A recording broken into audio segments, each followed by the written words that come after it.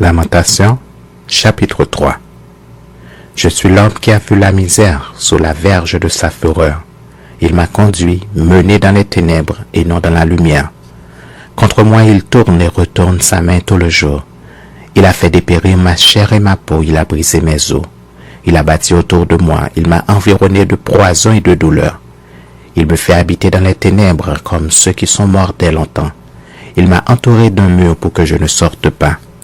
Il m'a donné de pesantes chaînes. J'ai beau crier et implorer du secours, il ne laisse pas accès à ma prière. Il a fermé mon chemin avec des pierres de taille. Il a détruit mes sentiers. Il a été pour moi un ours en embuscade, un lion dans un lieu caché.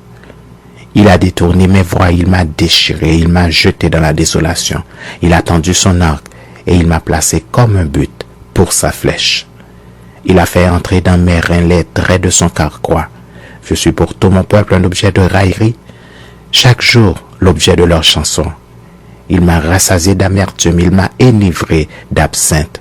Il a brisé mes dents avec des cailloux et m'a couvert de cendres. Tu m'as enlevé la paix, je ne connais plus le bonheur. Et j'ai dit, ma force est perdue. Je n'ai plus d'espérance en l'Éternel. Quand je pense à ma détresse et à ma misère, à l'absinthe et au poison, quand mon âme s'en souvient, elle est abattue au-dedans de moi. Voici ce que je veux repasser en mon cœur, ce qui me donnera de l'espérance.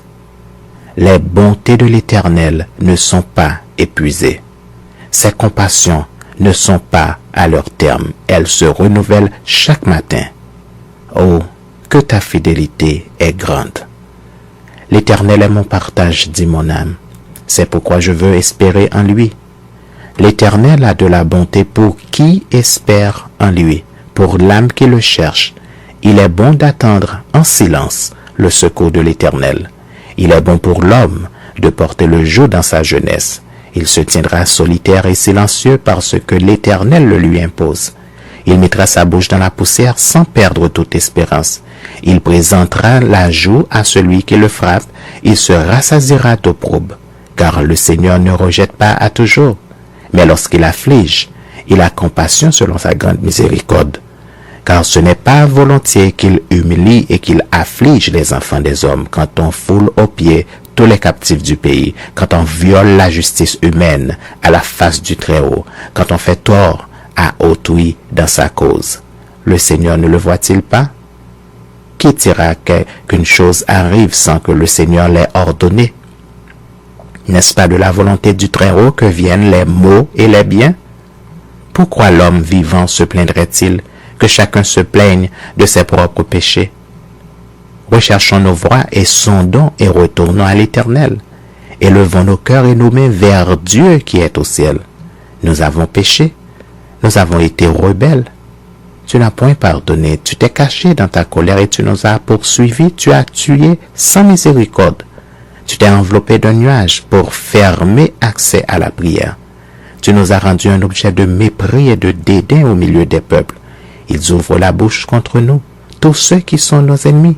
Notre partage a été la terreur et la fosse, le ravage et la ruine. Des torrents d'eau coulent de mes yeux à cause de la ruine de la fille de mon peuple. Mon œil fond en larmes, sans repos, sans relâche, jusqu'à ce que l'Éternel regarde et voie du haut des cieux. Mon œil me fait souffrir à cause de toutes les filles de ma ville. Ils m'ont donné la chasse comme à un oiseau, ceux qui sont à tort mes ennemis. Ils ont voulu anéantir ma vie dans une fosse et ils ont jeté des pierres sur moi. Les eaux ont inondé ma tête, je disais, je suis perdu. J'ai invoqué ton nom, ô Éternel, du fond de la fosse. Tu as entendu ma voix. Ne ferme pas l'oreille à mes soupirs, à mes cris. Au jour où je t'ai invoqué, tu t'es approché. Tu as dit, ne crains pas. Seigneur, tu as défendu la cause de mon âme.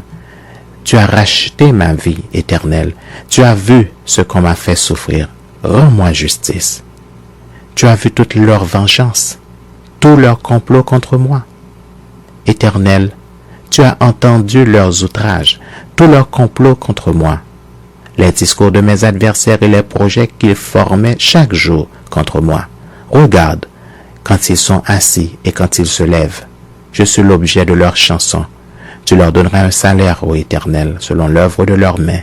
Tu les livreras à l'endurcissement de leur cœur, à ta malédiction contre eux.